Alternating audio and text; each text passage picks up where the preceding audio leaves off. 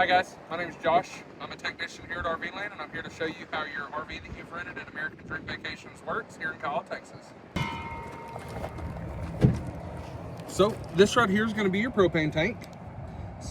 You're going to have two of them, two 20-pounders. Of course, you're going to turn left to turn it on, turn it right to turn it off. This little bird beak right here selects what tank you're using. So make sure you point it at the tank you're using and leave the opposite one off. This right here is going to be your battery disconnect switch. You're going to want to turn that to the off position if you're not using the trailer. However, if you are actively using the trailer or it's plugged in the park, leave it in the on position the entire time. So this right here is going to be the gray tank for the kitchen sink. This is going to be referred to as a galley tank. So this is one of the valves that you can leave open the entire time you're hooked up at your park if you are hooked up to a septic clean out. This right here is where you're going to hook your water hose up when you get to your park. Located down here, just don't mind these, you're going to have a gray tank valve on the left and a black tank valve on the right. So when you're hooked up at your park, your black tank handle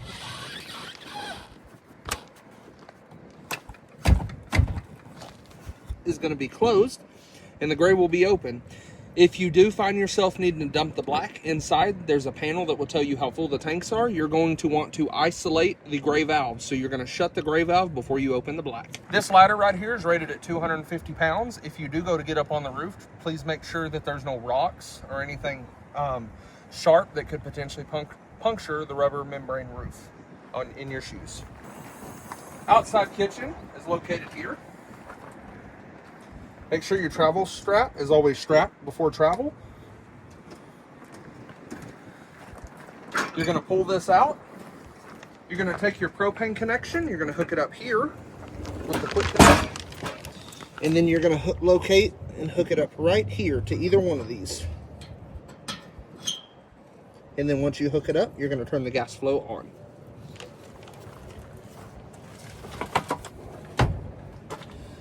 You're going to have an exterior microwave, as well as you're going to have an exterior 110 fridge. So just remember, this refrigerator will not get cold until we either hook up to a generator or until we hook up to shore power.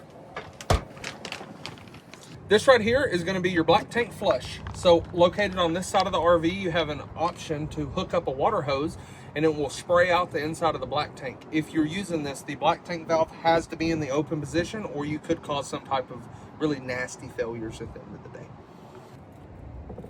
This right here is going to be your outside shower. You're going to have hot and cold right here, and you just pull this out and turn it on.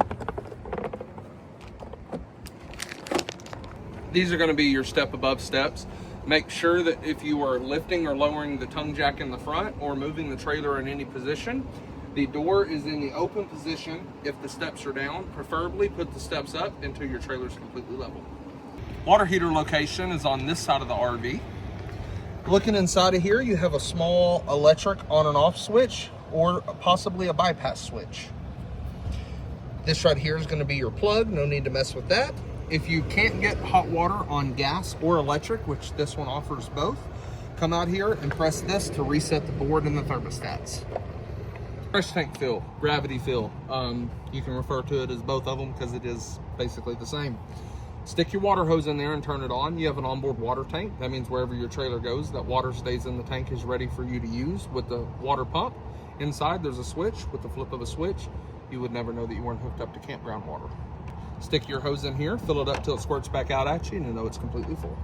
This is your furnace outlet.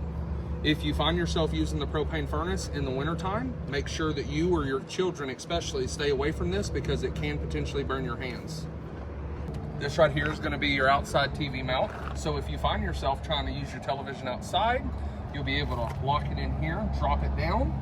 Right here, we're going to have two exterior 110 plugs, as well as we're going to have a coax outlet. And this is going to be if you want to be hooked up over the air channels, like if you want to catch a Longhorns game over there. You're going to have your entry steps for the bedroom. So this is going to be solely just a bedroom entry door.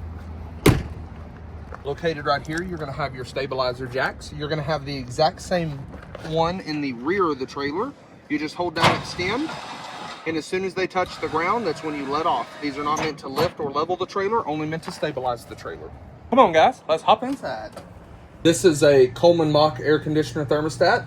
You're just going to turn it to cool, Fan off or heat. Fan is only air circulation, no compressor, so that means no cold and no heat, just fan only.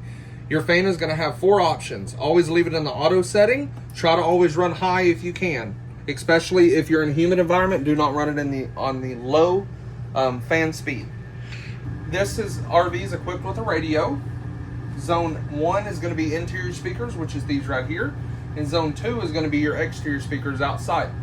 Press the Bluetooth button and then you'll be able to find it on your cell phone and connect to it so you can listen to your jams.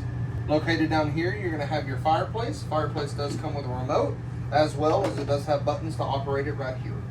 Refrigerator is going to be 12 volt on this. Refrigerator is going to be 12 volt, so it's going to operate off of the battery system or when you're plugged into shore power. This fridge takes about 4 hours to get cold. However, it should be cold for you when you come to pick it up. Make sure you lock your travel latch before traveling. This is your standard microwave. A good indicator to know if you're hooked up to shore power or not and it's connected correctly is if the microwave turns on. If you don't see any power on the microwave, chances are you probably don't have any power coming into the RV. Located right here, you're going to have your gas stove top.